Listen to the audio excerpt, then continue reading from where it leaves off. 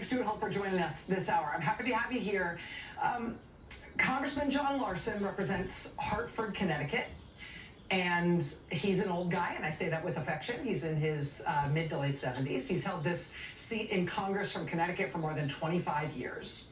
And he may look familiar to you, he may not. He's not one of the more famous longtime members of Congress.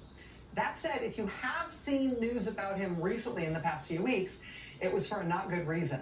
There was worrying news about him just about a month ago now. He was speaking on the House floor and he froze up. He stopped speaking suddenly and awkwardly, and then he seemed to really have a hard time starting up his speech again. He just froze. It was clearly some kind of medical incident. It was definitely scary to see. He did not pass out or anything. He went to the Capitol physician. They ran some tests on him. His office says the conclusion was that they think basically he just had an adverse reaction to a new medication he had just started. The good news is by later that day, he was back at his office. He was having regular meetings and was apparently okay. But again, that health scare, that little point of alarm about Congressman John Larson, that was only just about a month ago. That said, here tonight, I'm happy to report that Congressman John Larson is definitely back and at full strength. He has been eating his proverbial Wheaties. He appears to be very hydrated, very energized, and may I suggest you get out of his way. Watch this. Men and women on this committee are good people. They're honest and caring people.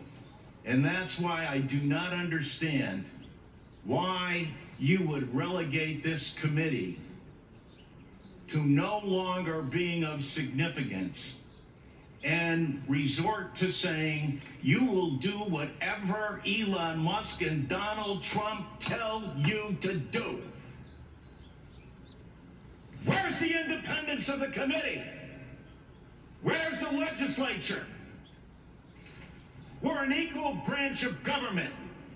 And you start off with a blather, and yet when they look at the empty seats here, where's Elon Musk?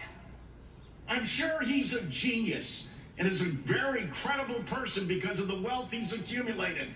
But that does not put him above the law or the responsibility to come before this committee in this Congress. If he's so great, if these plans and all the fraud and abuse that he found are so evident, why isn't he here explaining it? You know why. Because he's out to privatize Social Security. He's been on television the last couple of days talking exactly about Social Security, Medicare, and Medicaid, and what he intends to do. Privatize it. The American people, some of them may have been born at night, but not last night. People are aware of this. Every single one of your districts. Now you have someone coming in to privatize a system, something you have longed to do going back to 1982, because Elon Musk thinks that this is the best thing to do. President Trump has called Social Security a scam. Elon Musk, as the chairman, as Mr. Neal said, called it a Ponzi scheme. Ask that of the people in your district. Ask that, Mr. Smith, of the more than 198,000 people in your district who rely on Social Security, and you won't even let the person who's planning to privatize it, who's telling the big lie in front of everyone, in bold as he possibly can, saying, this is what we're going to do. The Congress is in our back pocket. We don't even have to come before them and testify, because we control the House, we control the Senate, and we control the presidency. And it's the tyranny of the executive. It's why these resolutions were first adopted back in 1789, because the founding fathers knew that the executive branch does not have total authority over the legislature unless you have a willing party that says, no, we're going to do exactly what you tell us to do, Mr. Musk and Mr. President. It doesn't matter to our constituents. It doesn't matter how much money they are not going to receive. We're not even going to tell them the truth about what's going to happen to them. They administer to over 70 million people in the nation's #1 anti-poverty program for the elderly and children. Shame! Shame! Can't bring people in front of this body? If he's right, if they're so good, if they're so just, why aren't they here telling the American people about it? They're not, because you know the truth. It's about privatization. I yield back. That is veteran Democratic Congressman John Larson of Connecticut, just ripping the bark off today about Social Security and what Republicans are really doing here.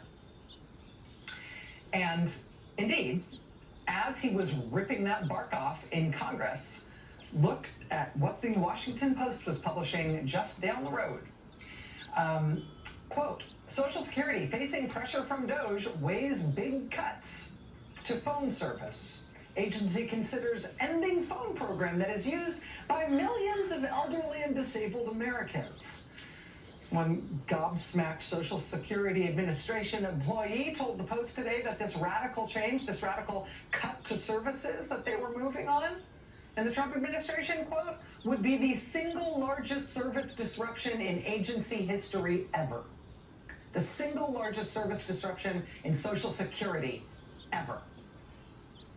Elon Musk's plan for Social Security was to, quote, end telephone service for claims processing, instead directing elderly and disabled people to the internet and to in-person field offices. Quote, the agency's toll-free number is a mainstay for older customers who do not have online access or who have trouble navigating the internet.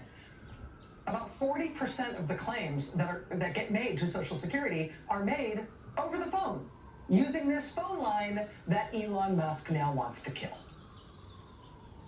40% of the claims at the agency. And naturally, this move to close the phone line and instead force old people and disabled people to go in person to in-person field offices, naturally that comes as Donald Trump is firing 7,000 people who work at Social Security and closing tons of the aforementioned field offices. President Biden's Social Security Administrator, former Maryland Governor Martin O'Malley, ripped the bark off himself in his comments to the Post on this planned cut. Quote, it would certainly appear, he said, that they're trying to break the capacity of the agency to serve its customers. And I suppose if they're trying to dismember the agency, liquidate its assets, sell pieces of it to their billionaire friends to run, they have to discredit the agency in the eyes of its customers, and they do that by breaking its ability to serve. The Post says, quote, the DOJ-driven proposal to shift all claims processing online and to in-person offices has spurred pushback internally, employees said, and from outside experts, for the same reasons, that it would be likely to imperil millions of Americans' ability to receive their earned benefits. This is what they're doing. This is what's going on. And so this is what happens today. Congressman John Larson, who I just showed you, screams his freaking head off in Congress about it this morning. Screams at them. And then at noon, the Washington Post publishes this horror movie script about their plan, indeed, to rip the guts out of Social Security. Beyond firing everybody, which they're already doing, right? Beyond closing the field offices, they're now making it so that old and disabled people literally cannot call anyone to find out what's going on. But then you know what happened? They caved. They decided not to do it. Don't let anybody tell you that pushback doesn't work. Don't let anybody tell you that yelling and making a fuss doesn't matter, or that journalism doesn't matter. I mean, it doesn't always matter, but honestly, it's the only thing that ever does. Every single time you don't try, you lose. But sometimes when you try, you win. It's the reason it's worth trying. And so now this is the headline at the Washington Post as of 7 o'clock tonight. Quote, Social Security scraps far-reaching cuts to phone services after Post report.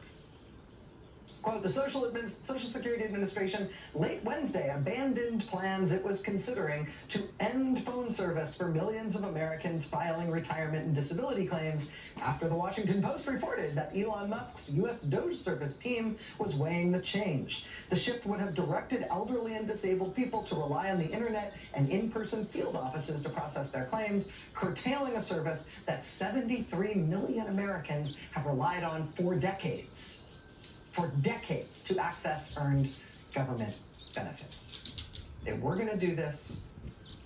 We did good journalism exposing that this is what they were planning on doing. And the resulting eruption scared them and made them not do it. Pushback matters. Exposing what they are doing matters. Demanding Republicans fill the chair, show up, invite the witnesses in, let us question people, demanding that Republicans actually answer for what Trump is doing, Republicans actually explain themselves, try to justify what it is he's doing. Turns out those demands can have an effect, which is why you see people all over the country pushing everywhere to get answers out of these guys. Central Georgia voters say their congressman does not hold town halls, so they plan to hold one without him. They plan to gather outside Congressman Austin Scott's Warner Robins office. Hunter King spoke with organizers who say the congressman has not held a public town hall in more than a decade. Some Central Georgia voters say they want to be heard by their congressman. I can't imagine that he's going to be there. I could be really surprised, but we have a lot of questions for him and that we would like some answers. The fact of the matter is they work for us, and we should not have to scream and yell and jump up and down and hold town halls for them on their parking lot in order to get their attention. Organizers are planning on gathering here at Congressman Scott's office in Warner Robins, just outside of the building, and holding their own town hall. This will all go down on Monday morning. Their concerns range from voting rights to potential cuts at Robins Air Force Base. The two groups planning the town hall event are organized via Facebook and comprised of around 200 people. They hope other people will also join them too. Reporting in Warner Robins, Hunter King, 13 WMAZ News.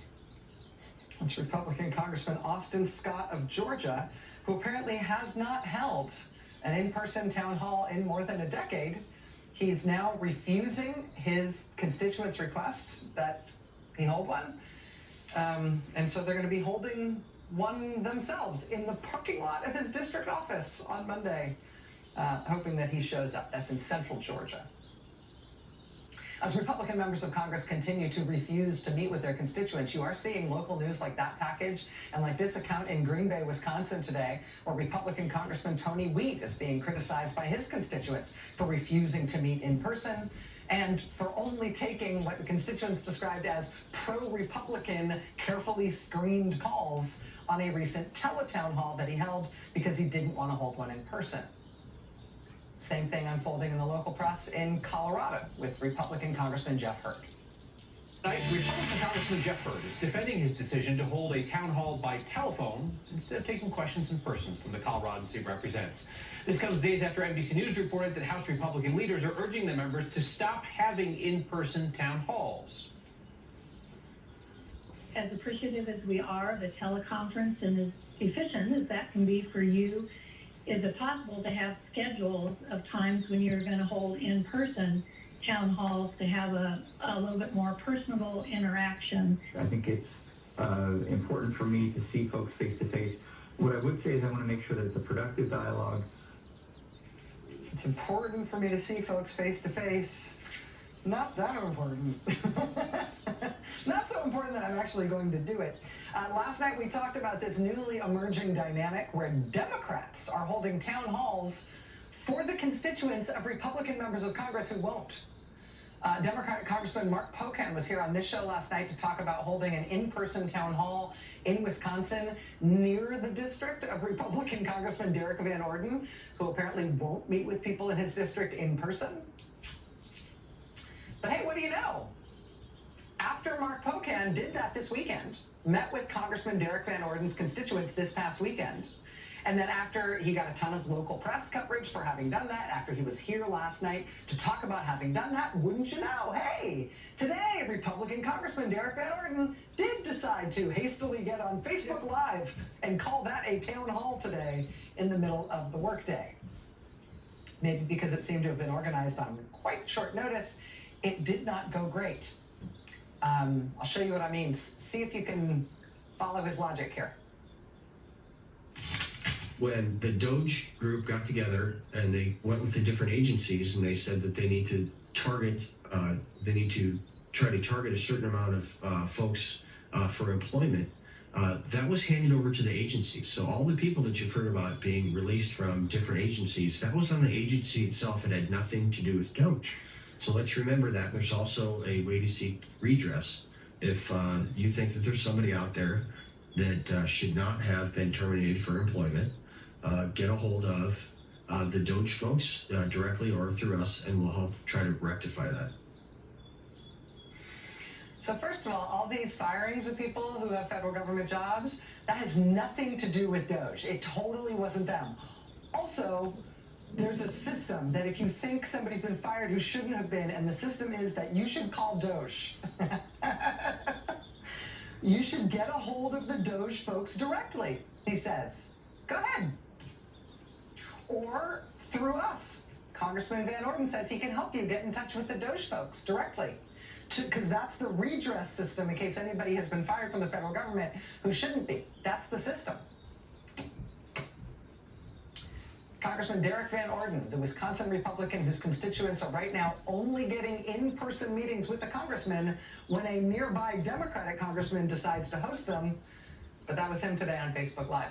We also recently covered California Congressman Kevin Kiley, who is also refusing to meet in person with his constituents after a group of his constituents protested at his office several days ago and announced that the local Indivisible group would hold their own town hall for him, whether or not he was going to show up and be there. Today, hey, what do you know? Congressman Kiley's office announced that he will do an online-only town hall on Monday.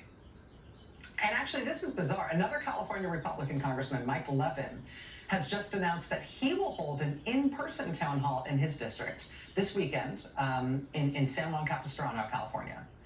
But if you are one of Mike Levin's constituents and you want to come to that town hall, Mike Levin says you have to register with the police before he decides whether or not you will be allowed to attend. Wow. I mean, 2 U.S. senators had more than 2,000 people RSVP for a town hall last night in Maryland. Congresswoman Brittany Petterson had more than 1,800 people at her Lakewood, Colorado town hall this weekend. But if you're a constituent and you want to go to a town hall with one of the few Republican congressmen who's even willing to have one, this guy Mike Levin in California, he says you must register with the police if you want to go.